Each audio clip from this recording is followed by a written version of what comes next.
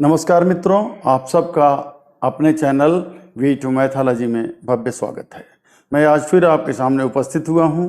आज का विषय है 6 शत्रु, खडरिपु, 6 एनिमीज, दैट इज मानव जीवात्मा के 6 शत्रु जो हैं वही उसकी प्रगति के लिए बाधक हैं। उस 6 शत्रुओं का अगर हम लोग अच्छी तरह से पहचान कर लिए, उन पर नियंत्रण कर लीजिए, उनको कंट्रोल कर लिए, तो हम परमात्मा से मिलने से हमको कोई नहीं रोक सकता है। उन्हीं 6 शत्रुओं का यहाँ पर आज वर्णन करेंगे।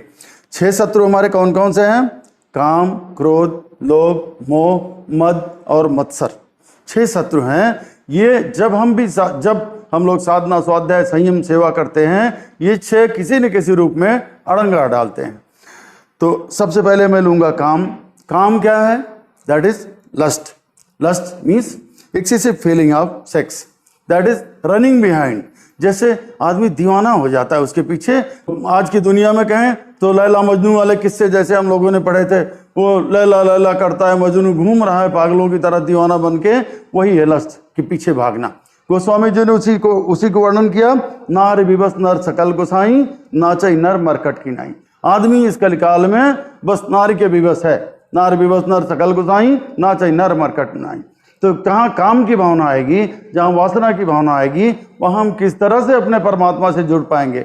सबसे पहली बात तो भागवत पुराण यही कहता है कि जहाँ ये 6 चीजें रहेंगी, काम, क्रोध, मद, लोभ, मोह, मत्सर, ये जहाँ 6 रहेंगी वहाँ कृष्ण नहीं आ सकते, और जहाँ कृष्ण रहेंगे वहाँ ये 6 नहीं आएंगे। इसलिए यदि हमको परमात्मा से मिलना है, साक्षात्करण करना है, उनकी दिव्य अनुभूति को अनुभूत करना है, अपने अंदर पाना है, उनको खोजना है, तो इन 6 से हमको मुक्ति पानी पड़ेगी।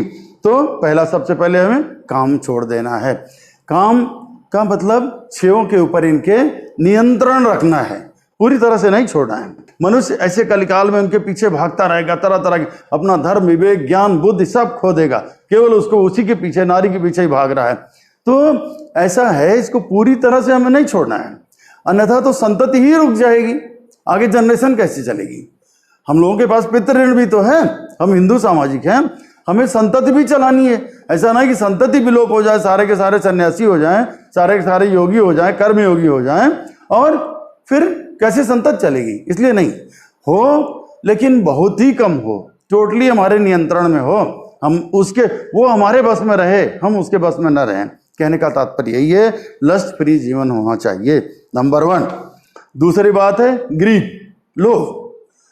लोभ एक ऐसी चीज है जो हमारे पास है तो हमारा है ही है, हम दूसरे की चीज भी पा करके उसको भी चाहते हैं कि हमारा हो जाए। ग्रीड और एक्सेसिव ग्रीड। हमारी अगर 10,000 की कमाई है, हम सोचते कहीं साइड से कोई और धंधा कर ले, इधर उधर का कुछ कर ले, पड़ोसी का भी जो कमा रहा है उसमें भी कमीशन ले ले, उसको बोले अरे इधर भी हफ्ता दे दो, उधर भी महीना दे दो, कुछ तरह से the thing which is not mine, उसके ऊपर भी अपना अधिकार जताएं, चाहे हड़का के, चमका के, बलपूर्वक किसी तरह उसको भी लेने की कोशिश करें। एक्सेसिव ग्रीड, ग्रीडी भी होना चाहिए। अगर नहीं होगा तो हमारा पेट पालन कैसे होगा? देश के लिए हमको कैसे काम करना होगा? धर्म के लिए कैसे बढ़ना होगा? पैसा भी तो एक जरूरत है। चाहे मंदिर हो, कोई कार्यक्रम हो, आप कुछ भी करने चलेंगे, थोड़ा पैसा तो चाहिए, लेकिन पागलपन, दीवानापन नहीं है। देखिए यहाँ पर यह कहा गया है कि excess of everything is bad, that is जहां पे अति हो जाएगी, अति सर्वत्र वर्जित, अति सब जगह वर्जित है। ऐसा नहीं कि उसी के पीछे हो जाए, लेकिन थोड़ा बहुत जो नियंत्रण में चाहिए, जितना गुजारे के लिए चाहिए, मेंटेनेंस के लिए चाहिए, सब्सिस्टेंस के लिए चाहिए, उतना तो चाहिए, उतना लेकर के, और फिर आप योगी की तरह रहें। अगला आता है क्रोध। क्रोध का मतलब होता है एंगर, गुस्सा। गुस्सा क्या चीज है? गुस्सा वो चीज है जहां आप रियलिटी से दूर भागते हैं।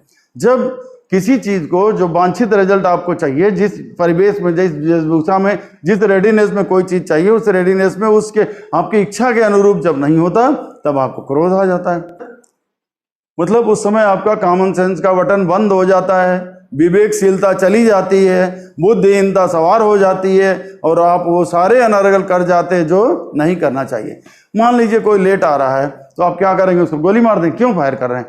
आखिर बाद में आप भी पछताते हैं। वो बोलता है सर मैं क्या करूं, मेरा तो एक्सीडेंट हो गया था माइनर, वहां पे मैं गिर गया था। अब क्या करेंगे आप? मानो आपको तो बर्दाश्त करना ही पड़ेगा। ठीक है भैया, फर्स्ट एड के लिए चला गया, now at least you are safe, it is better to reach late than never. ठीक है, अब लेकिन गुस्सा तो आपने फायर तो कर दिया, इसलिए क्रोध पे विवेकशीलता चाहिए। और जब क्रोध आने लगे हमको क्या करना चाहिए, थोड़ी देर के लिए पॉज कर देना चाहिए अपने आप को, थोड़ी देर एक्शन लेने में देरी कर देना चाहिए, थोड़ी देर बोलने में स्विच ऑफ कर दीजिए, पॉज कर दीजिए, बिल्कुल बोलिए मत। थोड़ी देर आप रहेंगे, विवेक आपका आपके ऊपर आ जाएगा और क्रोध को दबाव देगा, डोमिनेट कर देगा, और फिर आप समझने लगेंगे क्या कारण है। या कई जगह कहते हैं कि 1 से 10 तक गिनती मन ही मन गिनिए, जब गुस्सा आए तो गुस्सा धीरे धीरे काफूर हो जाएगा। या 1 गिलास ठंडा पानी पी लीजिए, क्रोध आ रहा है तो। क्रोध को रोकने की तमाम बहुत सारी थेरेपी अवेलेबल है। वो थेरेपियों का जो भी उस समय कॉमन सेंस में आपके आ जाए, प्रेजेंस ऑफ माइंड में, उसी को यूज कर लीजिए और थोड़ा विवेक से, बुद्धि से और काम लीजिए, थोड़ी देर पॉज कर लीजिए, उसके बाद पुनः आप उस पर थिंकिंग कर सकते हैं। आप पाएंगे कि बहुत अच्छी बात है, लेटा है तो कोई बात नहीं, कम से कम आया तो, चोट लग गई बेचारे को, पहुंच गया, फिर भी अपने दायित्वों का निर्वहन कर रहा है। तो ये एक सीधा उदाहरण हो गया कि क्रोध पे किस तरह कंट्रोल करें। इसी तरह से मद का मतलब होता है प्राइड, एरोगेंस। जो चीज आप नहीं हो वो आप दिखाने की कोशिश करते हैं। जैसे कहीं जगह जाते हैं आप, जो चीज आप जानते हैं, you know I am the commander, you know I am whole soul. अरे होल सोल तुम कौन होते भाई, होल सोल तो ऊपर बैठा है, सबका कमांडर, सबका विधाता ऊपर बैठा हुआ है। यू आर नॉट खुदा। लोग बोलते हैं ना, अरे वही मैं ही खुदा हूं, मैं जैसे कहूंगा वैसे ही चलेगी सृष्टि। वो अपने पावर से ज्यादा, अपनी औकात से ज्यादा चीजों के बारे में सोच लेना, उसका पॉजिटिव हो जाना उसके बारे में, दैट इज मत। सबसे बड़ा ज्यादा दुर्बुद्धि वही उत्पन्न करता है हमारे प्रभु मिलन के रास्ते में। जब अपनी साधना हम करते हैं वो सब चीजें भारी होती। मोह आता है, मोह माने अटैचमेंट, किसी चीज से इतना लगाव, इतना जुड़ाव। अरे मैं मंदिर कैसे जाऊं, मेरे घर में कोई आ जाएगा, कोई ये हो जाएगा, कोई मेरे चीजें उठा ले जाएगा, मेरी छोटी बच्ची क्या करेगी, ये छोटे छोटे बच्चे के, इनको मैं खेल नहीं पाऊंगा इतनी देर, इनके साथ 1 घंटा 2 घंटा लग जाएगा मंदिर। That is called attachment. Attachment नहीं होना चाहिए। We should live in the world unattached. Unattached रहिए, आपका सब कुछ है और आपका कुछ भी नहीं है। मत्सर का मतलब होता है जेलसी। जेलसी मतलब जो हमारे अड़ोस पड़ोस के हमसे ज्यादा उभरे हुए लोग हैं, हमसे ज्यादा बुद्धिजीवी हैं, हमसे ज्यादा सफल व्यक्ति हैं, उनको देख करके मन में सीधी एक भावना आ जाना, उनसे जलन रखना। अरे ये तो इतना कमा रहा है, मैं उससे क्यों नमस्कार करूं, वो तो उतना कर रहा है, इसने मेरा क्या कर लिया। तो that jealous should not be there. तो अगर इन 6 चीजों के ऊपर आपने कंट्रोल कर लिया, नियंत्रण कर लिया, ज्ञानेंद्रियों के माध्यम से आपने कंट्रोल कर लिया, तो सबसे बड़ी उपलब्धि है। आपके लिए कोई भी चीज दुर्लभ नहीं है। और इन सब को कंट्रोल करने के लिए भगवान कृष्ण ने गीता में कहा कि आपको कर्मयोगी होना है। योग क्या कहता है, योगस्य चित्त वित्त निरोधा। योग क्या करता है, हमारे चित्त की वृत्तियों को, कौन सी वृत्तियों को, इन्हीं 6 वृत्तियों को, काम क्रोध लोभ मोह मद मत्सर, इन्हीं वृत्तियों को नियंत्रण में कर देता है, स्टॉप लगा देता है। Hey don't move, you all don't come near to me. और मैं साधना में लीन हूं। तो पहले योगा करें, योग के सहारा लें, फिर उसके बाद योग से प्राणायाम करें, प्राणायाम से भगवान के साथ अपने आप को अटैचमेंट फील करें, फिर उसके बाद आप प्रार्थना करते हैं उनके ध्यान में बैठ जाइए। हमारे सामाजिक और धार्मिक मार्ग में इसी तरह हमको समाज में ये सब 6 चीजों से हम दूर रह जाएंगे, 6 शत्रुओं से, तो हमारे कोई चीज दुर्लभ नहीं है, ऐसा नहीं कि असंभव है। मैं मानता हूं इनके ऊपर नियंत्रण पाना बहुत मुश्किल काम है, लेकिन अभ्यास से सब कुछ हो जाएगा।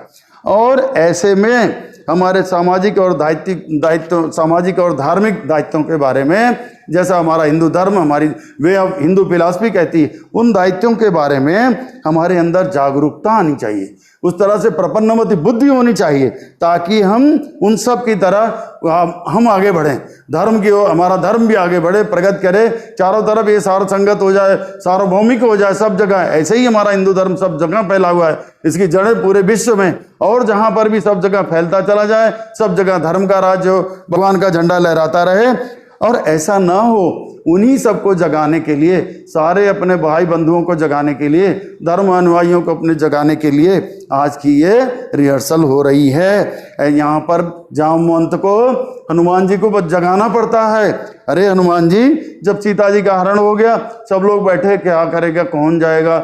जटायु ने बोल दिया कि इधर समुद्र पार करके 400 योजन की दूरी पर उधर कहीं कोई गया है, उधर उसका पुष्पक विमान रावण का देखा गया था। तो फिर अंगद क्या कहते हैं, तुलसीदास जी ने लिखा, कहे रीछ पत सुन अनुमाना, कहे रीछ पत सुन अनुमाना, का चुप साध रहे हो बलवाना। क्यों चुप साध रहे हो हनुमान जी, अब तो परम बलशाली हैं, अब बुद्धि विवेक सबके देवता हैं, आपसे बड़ा कोई बलवान ही नहीं है, धरती पर कोई नहीं, ब्रह्मांड में नहीं है, आप क्यों चुप रहे। तब तो हनुमान जी को अपनी खोई हुई ताकत याद आती। अब हनुमान जी के पास तो, हनुमान जी के साथ तो बात ठीक है, क्योंकि उन्हें श्राप मिला था, ऋषियों का बर्तन फेंक देते थे गंगा जी में, इसलिए उनको तो श्राप मिला था, जादू अपनी शक्ति भूल जाएगा, तेरे पास इतनी शक्ति। तो उनको जगाना पड़ता था, उनको जगाना पड़ के जागरूक करके, अरे हनुमान जी आप इतने वीर हो। तब हनुमान जी अपना बाहें फुलाते थे, बोला यस आई एम देयर। अब आपको जगाने के लिए कौन होगा, आपको जगाने के लिए ही हम ये अभ्यास कर रहे हैं। जो आज की रिहर्सल हो रही है, आज की एक्सरसाइज, आप सबको, हमारे सोए हुए बंधु बांधवों को जगाने के लिए, भैया धर्म की ओर उन्मुख हो, इन सांसारिक चीजों के चक्कर में कम पढ़ो।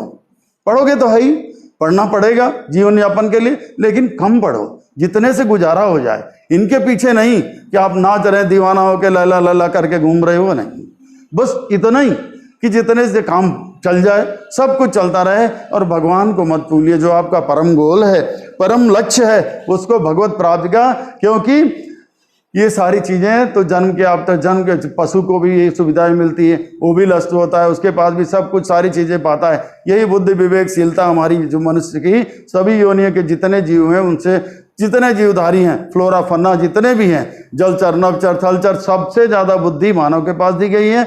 और ये मौका 84 लाख योनियों में घूम भ्रमण करने के बाद ही जब अच्छा कर्म करता है जीव, तभी भगवान उसको देते हैं। इसलिए इन चीजों, इन पशुवत चीजों के बारे में ज्यादा न पढ़ें, इनसे जितना कम से कम संबंधों रखें और भगवान से अटैच रहें, हमेशा इन चीजों से अनअटैच रहें। थोड़ा थोड़ा कभी कभी ले लिया ठीक है, अदरवाइज पूरी तरह से कमिटमेंट आपका, अटैचमेंट का भगवान से, परमात्मा से, जो भी आपके इष्ट देव हैं। इसलिए अगर कृष्ण आपके अंदर आ जाएंगे तो ये सारे शत्रु अपने आप दूर भाग जाएंगे। लेकिन इसका उल्टा भी है, reverse is also true. If out of these 6 any element or all of them are within you, then Krishna will never come to you. तो आप क्या चाहते हैं, कृष्णा को आना चाहिए, आपको स्थापित करना चाहते हैं, उनका दर्शन करना चाहते हैं, उनकी अनुभूति करना चाहते हैं, या इन काम क्रोध लोभ मोह मद मत्सर को चाहते हैं? कभी नहीं चाहते ना। मद मत्सर लोभ मोह से प्रणाम कर लीजिए, भैया जाओ, मैं योगी हूँ, मैं कर्म योगी हूँ, मैं भगवान का भक्त हूँ, मैं साधना करता हूँ, स्वाध्याय करता हूँ, संयम और सेवा का सहारा लेता हूँ, इसलिए मुझे तुम्हारी जरूरत नहीं है, you get out from the door. इसलिए भगवान को, भगवान हरि को पाने के लिए, कृष्ण भगवान को स्थापित करने के लिए इन 6 शत्रुओं को दूर भगाना पड़ेगा। ये शत्रु जब भाग जाएंगे, भगवान तो कृष्ण, भगवान स्वयं ही कहते हैं, योगक्षेमम वहाम्यहम्, जहां तुम्हें जो भी खतरा पड़ेगा, जो भी जरूरत पड़ेगी, मैं तो हूं तुम्हारी कवरेज के लिए, तुमको हाथ पे उठा लूंगा, इसलिए बिल्कुल चिंता मत करो, सबका आश्रय छोड़ दो, मेरे ऊपर आश्रित रहो, मेरे ऊपर आश्रित रहो, मैं तुम्हें कोई कष्ट नहीं होने दूंगा। अगर आप इनके चक्कर में पड़ेंगे तो आपको कभी सफलता नहीं मिलेगी, ना तो माया मिलेगी, ना भगवान मिलेंगे, दोनों चले जाएंगे। इसलिए जब 6 बुराइयां, हमसे 6 शत्रु दूर रहेंगे, भगवान हमारे अंदर विराजमान रहेंगे, हमें हर जगह गाइड करते हैं। इसीलिए आपने सबने देखा, अनुभव किया हुआ है, 2-3 साल तक के बच्चों के साथ कहते हैं भगवान का कनेक्शन बना रहता है।